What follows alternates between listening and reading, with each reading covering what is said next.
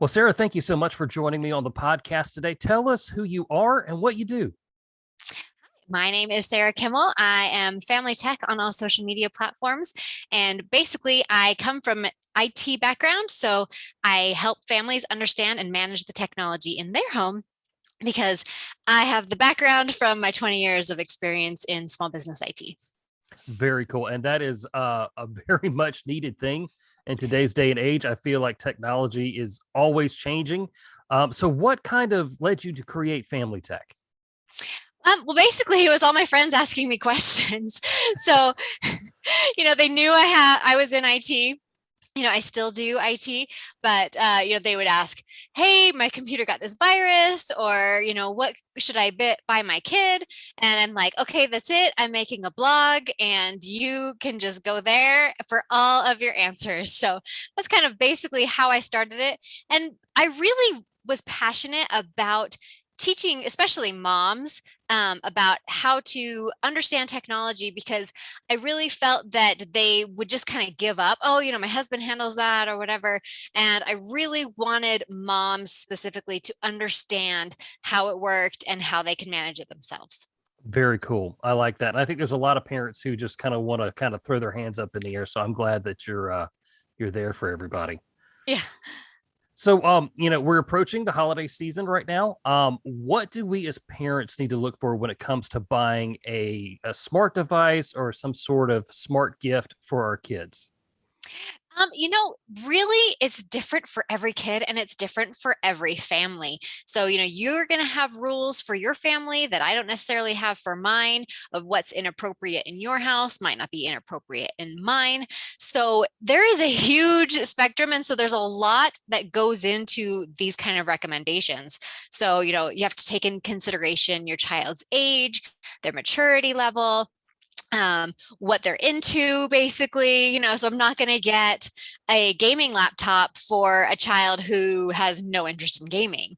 Mhm. There's definitely interest in different products and different things like that, but I really like to step kids through and not necessarily talk about age limits. So like at 8 years old, they should have this, and at 12 years old, they should have this. It's definitely based on each kid. Even in a family, each kid could have a different timeline of like Mhm. what kind of technology they can handle. So I like to kind of step them through, okay, if you can handle this layer, this step, then we can bring you to the next level. And so the first level would be like, a really simple communication device, and then we go into like a smartwatch, and then we go into, a phone. So, there's definitely levels and they can prove their maturity and step up the next one. I really like that. I like the technology timeline that you kind of outlined for us. It's not necessarily an age thing because Right. just like you said, every kid is on their own journey, and I really think that's cool.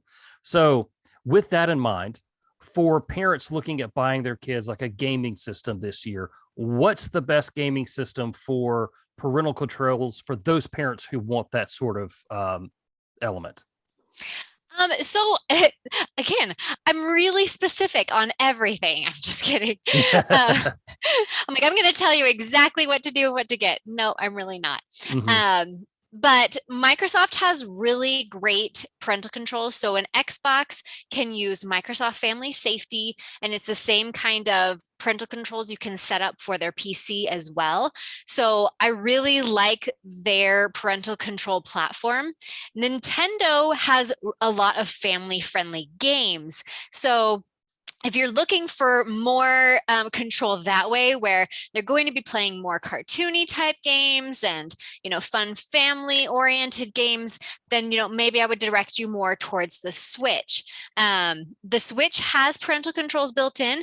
I don't feel they're as good as the Xbox's parental controls. It's definitely lacking some really key features for me, but I do like the games for the Nintendo Switch. In my house, we're actually a PlayStation 5 family. So I recommend that one as well, but it would be, for very specific families and very specific circumstances. They do have parental controls as well, just not as good as the other two.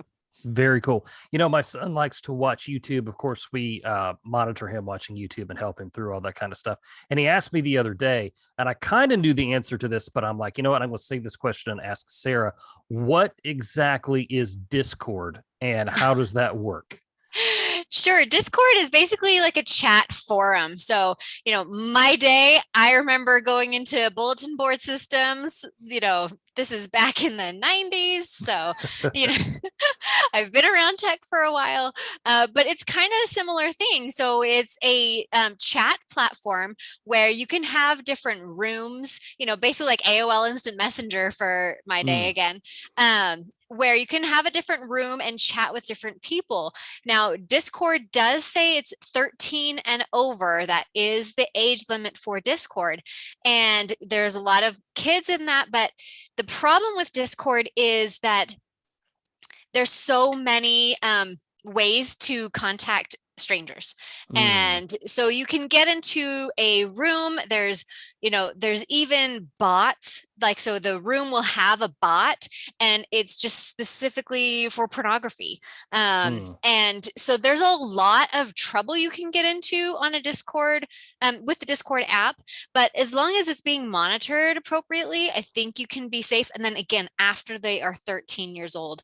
But a lot of gamers will use Discord to chat offline for like, we're in game, the game ends, the chat ends. So they take it offline in Discord to continue those conversations that they had mm. in the game.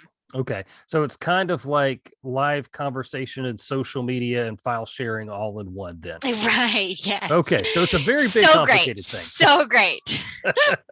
Very cool. All right. So I'm sure there's going to be some parents out there who get surprised and maybe the grandparents buy the kid an iPad and you weren't necessarily thinking, oh, that's what we're going to do. That's the technology we want to give our kid. So if my kid ends up with an iPad this holiday season, what are my next steps to make sure that they can use it safely? Yeah, so specifically iPad, you would want to set them up on their own Apple ID, Mhm. and you would need an iPhone to manage it, which is unfortunate. So Apple is very proprietary. So if you want to manage an Apple device, you have to have an Apple device to manage it. The same is not true for Android. If the child has an Android tablet, you can manage that fine from your iPhone or from your Android phone through Google Family Link. But with an Apple device, you need to have another Apple device in order to manage it. So a lot of parents will accidentally, not accidentally, they just don't know, Mhm. and put their own Apple ID on this iPad, but then they can't lock it down because with Apple, you can set them up with their own Apple ID and manage it with something called family sharing and screen time. So you add the child's Apple ID to your family sharing account, Mhm. and then you set up screen time. And this is going to allow you to limit time spent on various applications, shut down the device altogether at specific time frames. So there's a lot that you can do when they have their own Apple ID, because if you put yours on there and then you set up these things on that Apple ID, then your phone is going to be Mhm. limited and blocked in that same manner. Very cool. That's a really good point to make. You don't necessarily want to share everything with your kids. And you brought up the whole Apple versus Android thing. I've seen you answer this question before on Instagram, but I thought I'd cover it again here with my Protector Parent audience. So when it comes down to smartphones and operating systems, which one do you like better, Apple or Android? I'm an Android user for life. I actually do have both here because, like I said, I do a lot of content for parents, and a lot of parents have Apple devices. So I know I need to, help them as well because they are also looking for information. But I use an Android. I also recommend for parents to buy their children Android devices as well. Okay. If I have an iPhone, I can manage that Android device the same as if I can, or is if I had an Android. But like I said, the opposite is not true. I cannot manage an iPhone from an Android. And so that's why I really recommend kids with Android devices. The monitoring is so much better. Apple, again, they're very proprietary. They limit access to third-party applications. So if you want to add a different type of parental control on the device for monitoring content, it's not going to work as well on an Apple device. So Okay. back to the Discord example, on my child's Android device, I can monitor Discord. So if something is said that's inappropriate, I get flagged through a application called Bark. And that happens in real time. But if my child had an iPhone, it cannot monitor Discord on that iPhone because of the proprietary operating system. It doesn't allow that application access to what it needs to monitor that properly.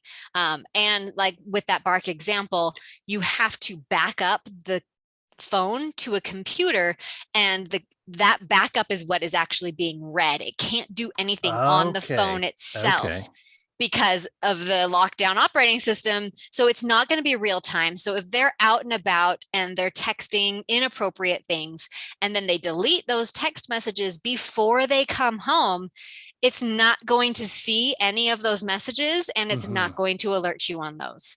Okay, so that's important information to know. I appreciate you covering that. I've actually had Tanya Jordan from Bark on the show before, and she was fantastic talking to us about how that works. We've also had Canopy on as well. So since you brought those kind of companies up, when we look, and we had to deal with this with my son too, when we realized how much school was done online now. When I was in the 3rd grade, I didn't have a laptop issued to me, but my son does. It's like, okay, well, this is interesting. So when it comes to, our kids stepping out into the internet for the first time, what is one of the things that you tell parents not to, so they don't over stress about that situation? What's one thing that we can do? I think frequent conversations are so important with your kids. So, you sit down with them, and this should happen so much younger than many parents think. So, I mean, my family has always had a lot of technology in this house. Like I said, I've been in IT for 20 years. And so, my kids have grown up with a lot of technology in the house and a lot of access to technology, because I don't really, limit their exposure to it. I mean, obviously I set limits and set, filters and things like that, but, they have had access to computers and everything since they, were infants. So we've always had conversations, even from when they're very little. Hey, if you see naked mommies and daddies, turn it off and come tell us. So it's that preparation. And like I said, little conversations, so then it's not awkward. And you talk to them about the things that they might encounter online so that they are prepared for those situations, because it's not a question of if they will come across something you don't want them to come across. It's gonna be when. And no matter how locked down your home is, if you don't have any devices in your home, your kids don't have access to any devices, they will still see something inappropriate on the bus, from their friend, at a friend's house. There's so many other places they can get that access. So having those conversations, preparing them for the situation. Hey, let's talk today about what happens. What are you going to do if your friends tries to show you something that you don't want to see, and let's role play that for a little bit, and just continuing to keep those conversations going. So it's not awkward when they do come across something inappropriate. So my son will come and tell me, hey, I saw something bad today, and then we'll talk about, okay, so where did you see it? And then I can figure out how to adjust my filters and everything so that can't happen again. But, you're never going to be able to block everything. And so just having those conversations, so it's not awkward for them to come and say, hey, I just saw something inappropriate, then you can go from there. So really just preparing them, I think, is the most important thing. Right. And what I heard you say, and what was a very technical question has a very human answer. And that is that we have to talk to our kids and prepare them for not only life, but digital life as well. And that's something that we're kind of learning here on the fly. So I really do appreciate that. Do you have a story that you can tell us? Maybe it's something that happened in your family or somebody that that really kind of illustrates the importance of making sure that we're monitoring our kids and what they're doing online? Unfortunately, there's so many stories, just even in the news.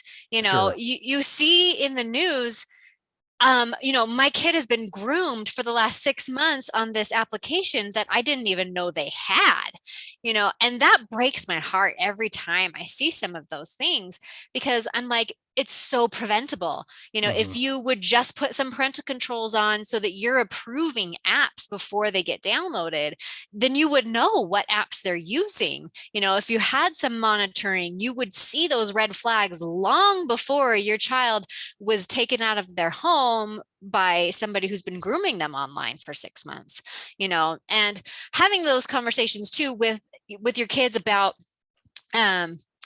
oh sorry, like back to the example. um you also see those examples where the child has been extorted, Mhm. so they make a mistake and then they feel like they can't tell their parents about this mistake they made. Right. I sent something to my friend and, my friend, and then now I'm being blackmailed. And there's so many stories in the news of these leading to teen suicide because they feel like there's no way out. They're being blackmailed. They don't want this information to get out. They made a mistake and, and they've ended their life because of it. And I think that, all of those stories are just so, so tragic. And it just makes me like, wake up, parents. You need to understand this stuff before it gets to that point. Absolutely. That is spot on. I appreciate that. So, Sarah, thank you so much for being on the show with us today. I know people are going to want to know more about you and probably want to ask you questions and read your blog and all that sort of stuff. So, where do we find you?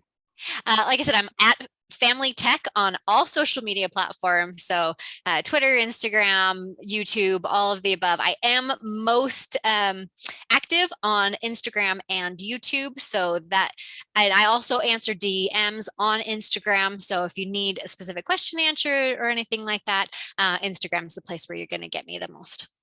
That is awesome. I appreciate you putting yourself out there to help families. That is what the Secure Dad is all about as well. So, thank you so much for your time today.